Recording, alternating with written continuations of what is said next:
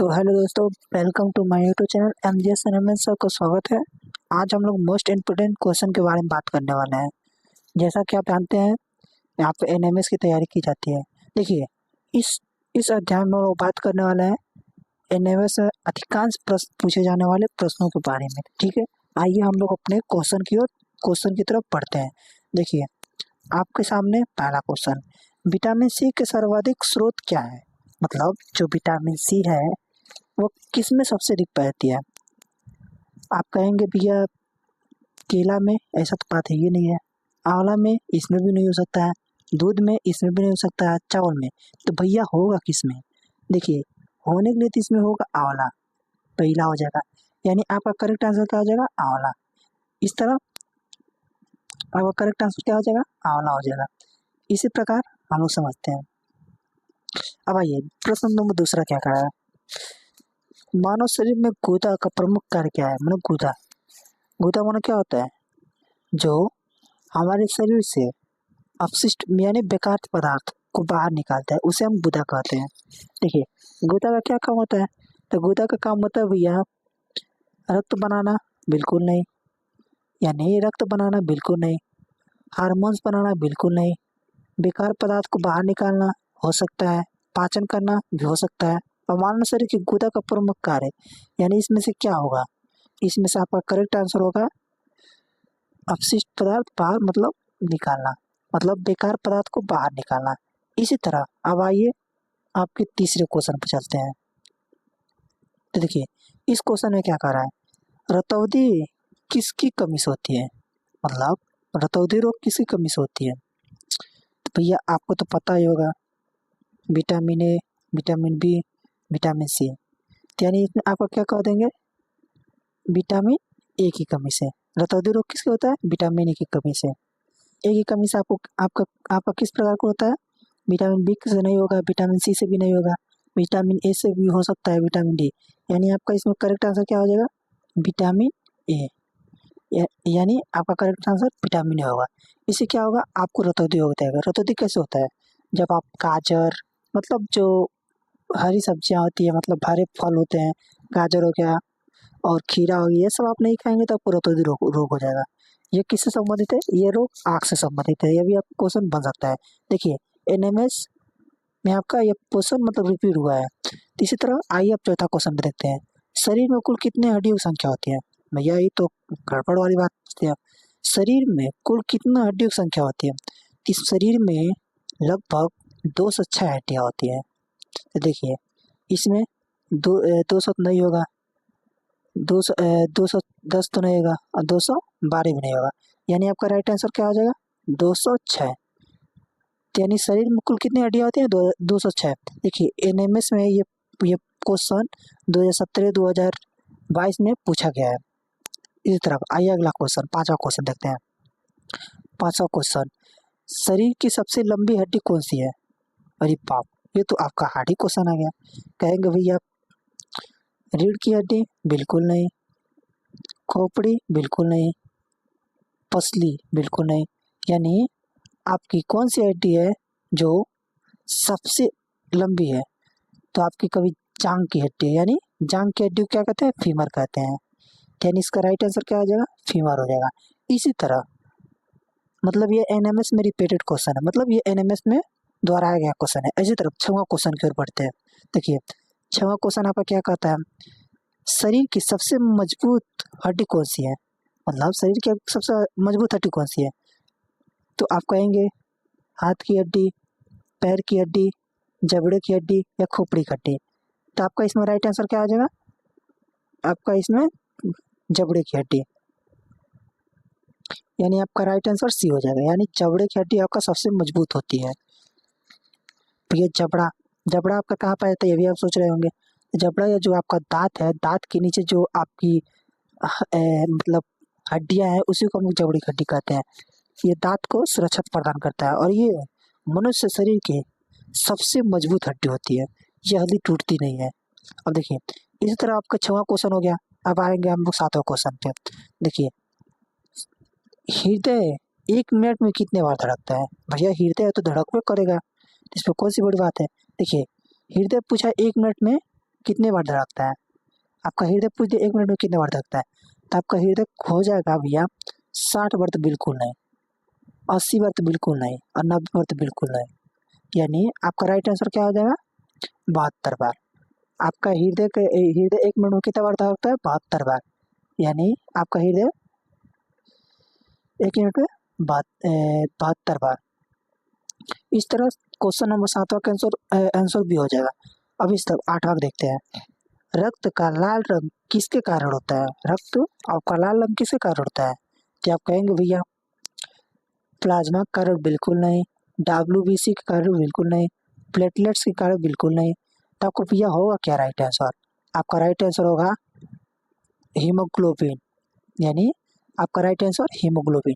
Haemoglobin के कारण ही हम लोग का जो रक्त है वो लाल होता है। अगर हमारे रक्त में हीमोग्लोबिन नहीं पाया जाएगा तो इससे हम लोग का जो ब्लड होगा, जैसे RBC होता है, WBC और प्लेटलेट, जैसे आपके कह दिया है, आपका कह दिया जाए भैया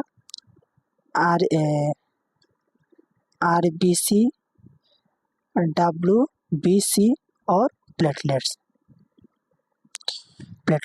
तो जो आपका ये RBC है और WBC, ये तो लाल लाल रुधिर कणिका हो गया, और ये सफेद श्वेत रुधिर कणिका है।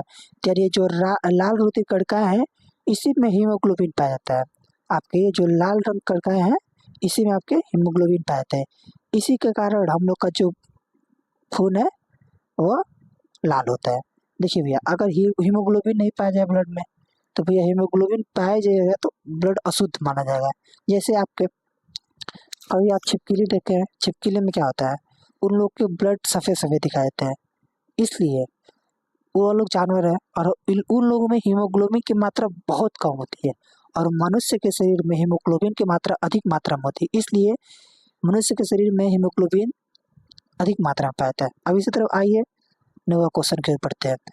रक्त का तरल भाग क्या है? भैया रक्त का तरल भाग क्या है? तो आपका इसमें हो जाएगा रक्त का तरल भाग सीरम। ये सीरम क्या होता है? भैया सीरम आपका 10th में है, इससे आपको कट कर देना। हीमोग्लोबिन आपको कट कर देना। आरबीसी बने रेड ब्लड सर्कुलेशन, यानी प्लाज्मा अवस्था क्या होता है? तो ये सूर्य होता है, आपका जो सूर्य होता है वो सूर्य पे कैसे किस अवस्था में पाए जाते हैं? आपको जो सूर्य है उसमें कैसे किस अवस्था में पाते हैं? प्लाज्मा अवस्था में। इसको ही हम कहते हैं रक्त का तरल भाग। आपका राइट आंसर क्या हो जाएगा? प्लाज्मा हो जाएगा। अब इस बात आते हैं 10वां क्वेश्चन पे। स्वस्थ मनुष्य का समान रक्तचाप कितना होता है? मतलब कोई भी मनुष्य है उसका जो ब्लड प्रेशर यानी रक्तचाप कितना होता है? तो देखिए नॉर्मल इंसान का रक्तचाप होता है 110 से 120, 110 से 70 बिल्कुल नहीं, 130 से 90 बिल्कुल नहीं, 140 से 100 बिल्कुल नहीं।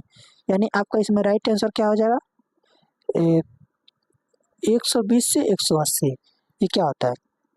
120 ले जाने वाला, मतलब जो आपकी हृदय से जो हृदय के माध्यम से जो हम लोग का पूरे शरीर में पंप करता है, मतलब ब्लड जो जाता है वो 120 की स्पीड जाता है।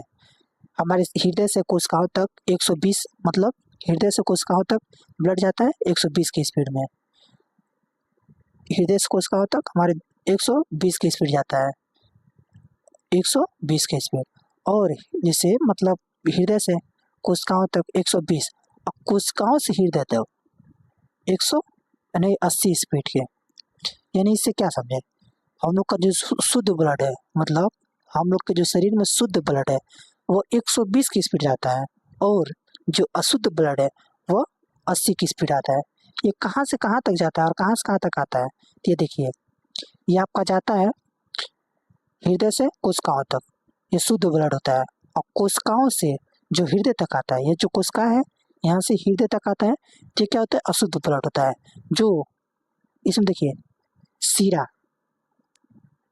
सीरा और धमनी, 100 से सीरा और 100 से सिर। सिर कैसा होता है? ऊपर होता है, यानी सीरा आपका क्या? सीरा और धमनी, और ध से धमनी और ध से धरती में, यानी हम लोग के शरीर के सबसे अंदर रहता है। वो कौन सा ब्लड ले जाता है? वो अशुद्ध ब्लड रहता है। और सीरा कौन सी ब्लड लेके जाती है? वो अशुद्ध ब्लड है। यानी हृदय से जो ब्लड जाता है, मतलब कोशिकाओं तक, उसको ले जाने का काम करती है सीरा। और जो कोशिकाओं से हृदय तक ले जाती है, उसे क्या कहते हैं? धमनी। तो इस तरह आपको ये भी बताते हैं कि कौन सी ऐसी मतलब नसें होती हैं जो हमारे हृदय से कोशिकाओं तक जाती है और कोशिकाओं से हृदय तक आती है। तो इसमें स्वस्थ मनुष्य के समान रक्तचाप क्या हो गया? 120 से 80। ये आपकी काम की चीज नहीं है, इसलिए आप इसको मिटा दे रहे हैं। इस तरह हम लोग देख लिए। अब देखिए, अब आते हैं अगले क्वेश्चन पे। देखिए, हाइड्रोफोबिया किससे संबंधित है? हाइड्रोफोबिया किससे संबंधित है? भैया मच्छर से तो मलेरिया संबंधित है। ये मच्छर से मलेरिया संबंधित है। अब पानी के पीने से इससे कोई और रोग संबंधित है। और वायरस, जैसे कोरोना वायरस, भैया कोरोना वायरस तो बहुत प्रचलित था आपके समय, जब 2019 में कोरोना वायरस बहुत ही प्रचलित था। तब देखिए, हाइड्रोफोबिया, फोबिया माने कुत्ता, मानो फ से जो देखिए, जो फ लिखा है ना, इसको फ माने भौंकना, यानी हाइड्रोफोबिया किससे संबंधित है? तो ये आपका हो जाएगा कुत्ता से संबंधित। ये कैसे होता है भैया? ये भी तो बड़ी बात हो गई। यानी ये कैसे होता है, इसका होने का मतलब बताइए, कैसे ये होता है? तो ये होता है जब कुत्ता आपको काट लेता है तो आपको रैबीज की इंजेक्शन लेना होता है। अगर आप रैबीज के इंजेक्शन नहीं लेते हैं, तो आपको हाइड्रोफोबिया हो जाएगा, जिसके कारण आप कुत्ते के जैसे बिहेवियर करने लगेंगे और आपकी मौत हो जाएगी। कुछ समय बाद, 1-2 हफ्ते में आपकी मौत हो जाएगी। इसका लक्षण कब से कब तक दिखेगा? मान लीजिए आपको एक तारीख को काटा कुत्ता, अब 1 तारीख से लगभग 30 दिन में ये आपको नॉर्मल रखेगा, और 30 से 45 दिन, ये 45 दिन के बाद ये अपना लक्षण स्टार्ट कर देगा। यानी इससे क्या संबंधित है? 45 से स्टार्ट कर देगा, यानी आपको 50 तक जाते जाते आपकी डेथ हो जाएगी,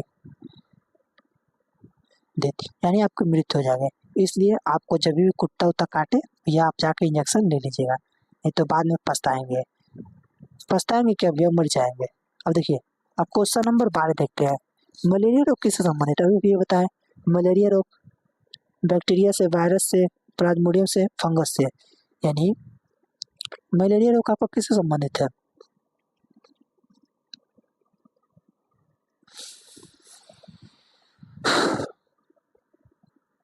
आपका मलेरिया रोग किससे संबंधित है? तो देखिए, मलेरिया रोग बैक्टीरिया, भैया बैक्टीरिया तो नहीं होगा, क्योंकि मलेरिया मतलब एक स्थान से दूसरे स्थान में रहता है, तो बैक्टीरिया तो कभी नहीं ले जाएगा, तो इसको पहले काट देंगे। वायरस भी नहीं होगा। फंगस से हम लोग कोई संबंधित नहीं रहता है, तो मलेरिया हम लोग को रोग कैसे होगा? ये प्लाज्मोडियम से होता है।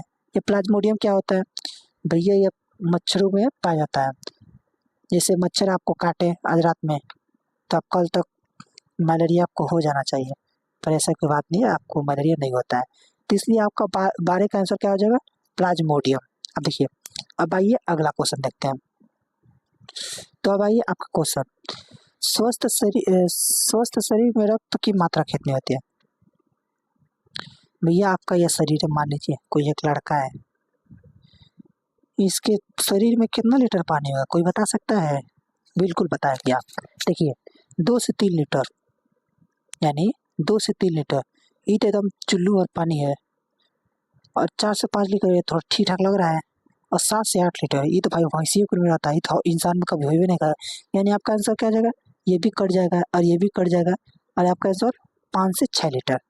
तो यानी आप क्या समझे? यानी स्वस्थ शरीर में रक्त की मात्रा कितनी होती है?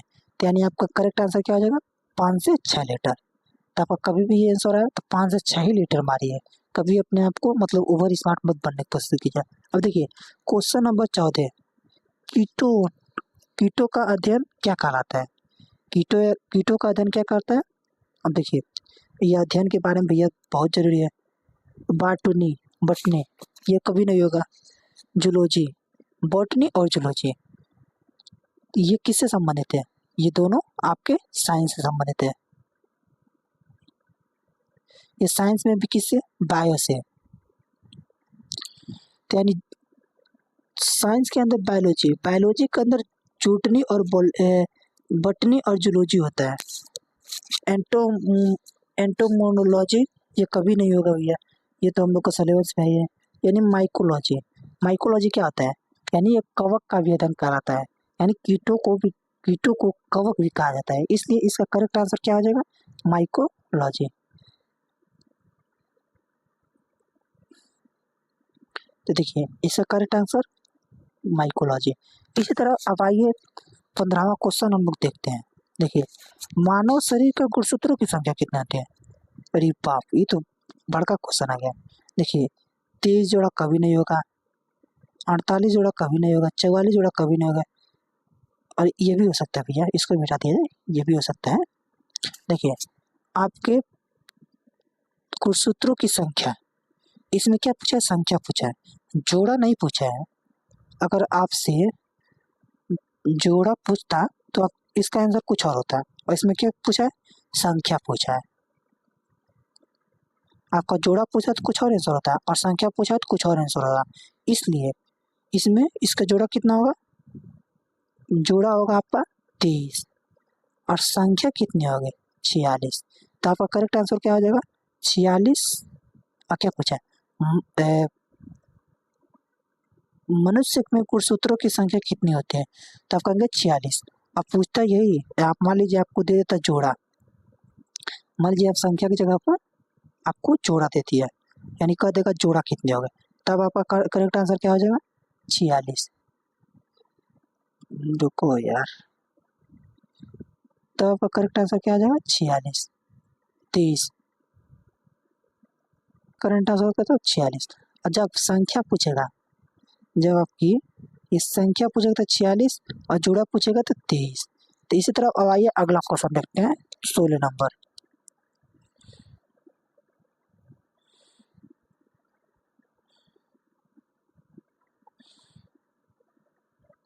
तो देखिए 16 नंबर, आरबीसी का निर्माण कहाँ होता है?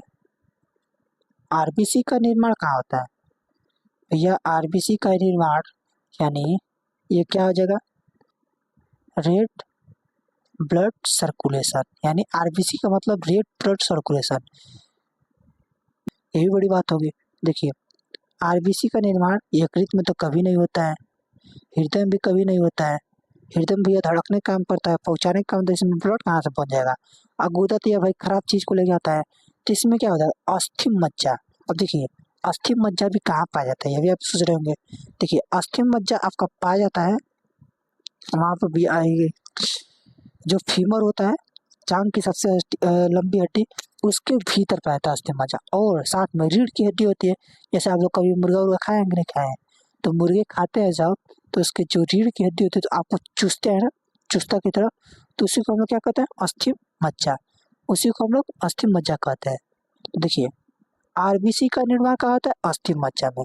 और कहेगा आरबीसी का आरबीसी क्यों क्यों लाल होता है? आरबीसी क्यों लाल होता है?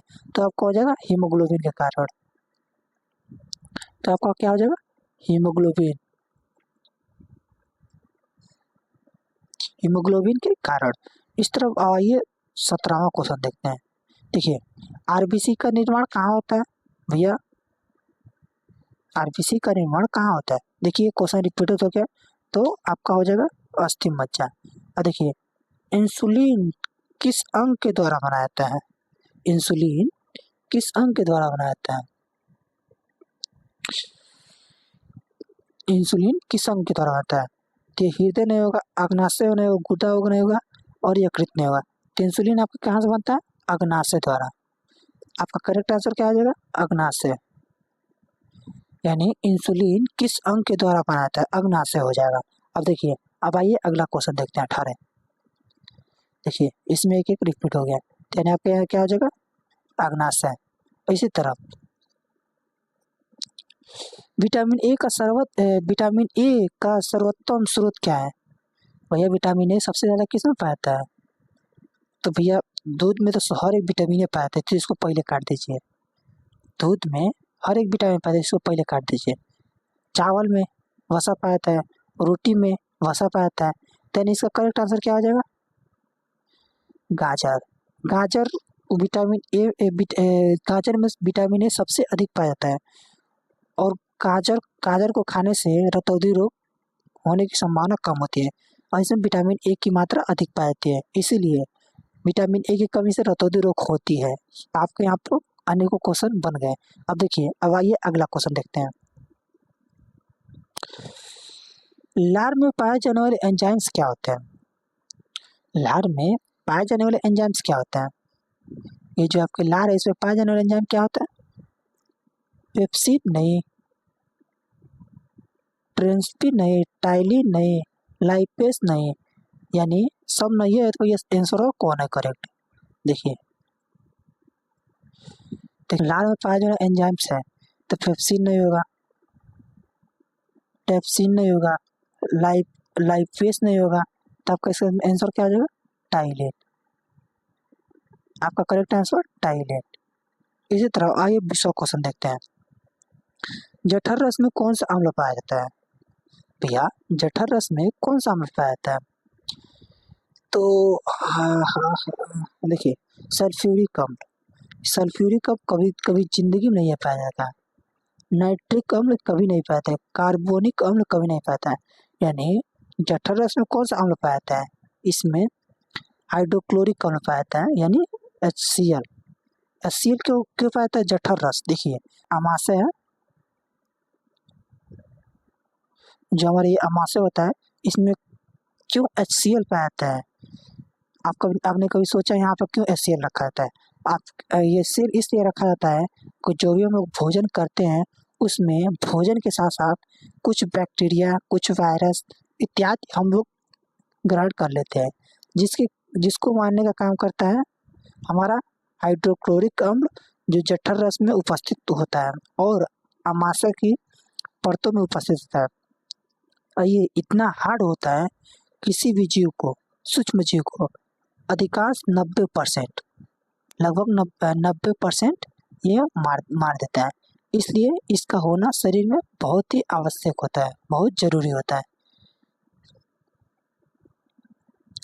तो चलिए, थैंक यू। अब मिलते हैं नेक्स्ट वीडियो में। अगर आपको ये वीडियो अच्छी लगी तो लाइक कीजिएगा, और साथ में सब्सक्राइब भी कर लीजिएगा। और आपको NMS की तैयारी करने के लिए इसी YouTube चैनल पर आपको कराया जाता है। आपको अभी ये इम्पोर्टेंट क्वेश्चन मतलब ऑनलाइन दिया गया है। अब देखिए, ये डिजिटली दिया गया है, और आपको जो कॉन्सेप्ट की बात होती है, जैसे किसी भी मान लीजिए दिशा हो गया, उस कंसेप्ट कहाँ पे मिलेगा, तो उस कंसेप्ट को बताने के लिए मैं खुद आपको फिजिकली पढ़ाता हूँ। आप अगर नहीं विश्वास होगा तो मेरा यूट्यूब चैनल आप खोलिएगा, उसके अंदर जाइएगा, दिशा से मतलब अनेक वीडियो पड़े हुए हैं, आप उसमें से पढ़ लीजिएगा और साथ में सब्सक्राइब कर लीजिएगा, क्योंकि आपको हर एक कंपटीशन में, जैसे आपका NMS हो गया, नवोदय हो गया, श्रेष्ठा हो गया, इस सब में आपको ये बहुत बड़ी भूमिका निभाने को मिलेगी। तो थैंक यू। आप चलते हैं, अगले वीडियो में मिलेंगे।